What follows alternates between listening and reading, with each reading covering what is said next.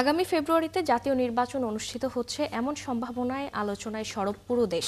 এই নির্বাচনে নির্বাচিত সরকার চায় নারী ভোটাররা, তবে নির্বাচনী পরিবেশ নিয়ে শঙ্কা প্রকাশ করেছেন তারা। সেই সাথে নারী ভোটারদের নিরাপত্তা নিয়েও উদ্বেগ জানিয়েছেন তারা। নতুন ভোটাররা বলছেন, অনুকূল পরিবেশ পেলে ভোট কেন্দ্রে যেতে চান তারা। এম এ রাজ্জাকের তথ্য ও ছবিতে প্রতিবেদন। রাজনৈতিক অস্থিরতা ও অনিশ্চয়তার মাঝে তরুণ প্রজন্ম এখন আগামীর বাংলাদেশের স্বপ্ন দেখছে নির্বাচনের মাধ্যমে।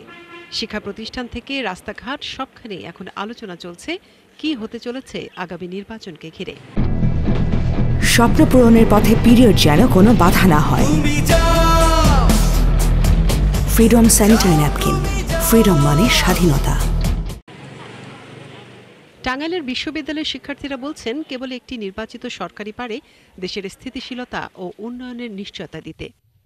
আর আগামী ফেব্রুয়ারিতে নির্বাচন হলে দেশ ও জনগণের জন্য মঙ্গল হবে, এমনটাই মনে করছেন বেশিরভাগ শিক্ষার্থী।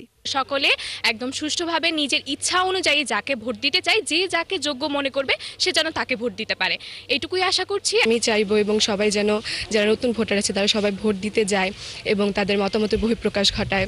তবে আমি সন্দিহান যে নির্বাচনটা, জাতীয় নির্বাচন সুষ্ঠুভাবে হবে কি না ওইটা নিয়ে। আর নারী ভোটারের ক্ষেত্রে যেটা বলবো, সেটা তো বাংলাদেশ কখনোই নিশ্চিত করতে পারেনি যে নারী ভোটাররা গেলে কি তারা কি সিকিউর আছে কি না। নারী বা পুরুষ এটা ম্যাটার না, যদি নির্বাচনের সুষ্ঠু পরিবেশ নিশ্চিত করা যায় তাহলে নারী পুরুষ সবাই সুষ্ঠুভাবে ভোট দিতে পারবে।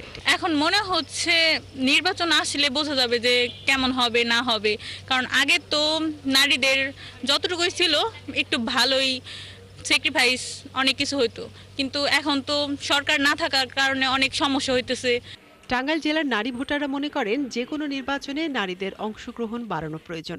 আর এটি করতে হলে নারী ভোটারদের নিরাপত্তা নিশ্চিত করতে হবে। আমি শুনিনি যে স্টুডেন্টরা মেয়েদের নিরাপত্তাহীনতা বা তাদের চলাফেরায়, তাদের মত প্রকাশে কোনো সমস্যা হচ্ছে। সেদিক থেকে নির্বাচন যদি হয় সমস্যা হবে বলে আমার কাছে মনে হচ্ছে। প্রত্যেকটা নারী এখন আত্মনির্ভরশীল হচ্ছে এবং শিক্ষার পাশাপাশি তাদের এই সর্বক্ষেত্রে তাদের নিজেদের মতামত দেয়া, এটা কিন্তু শুরু হয়েছে এবং আমরা ইনশাল্লাহ নিয়ে ভবিষ্যতেও চিন্তা করব যে মেয়েরা সব ক্ষেত্রে তাদের মতামত দেবে। এদিকে তরুণ ভোটারদের ইতিবাচক মনোভাব রাজনৈতিক পরিমণ্ডলে নতুন আশার বার্তা দিচ্ছে।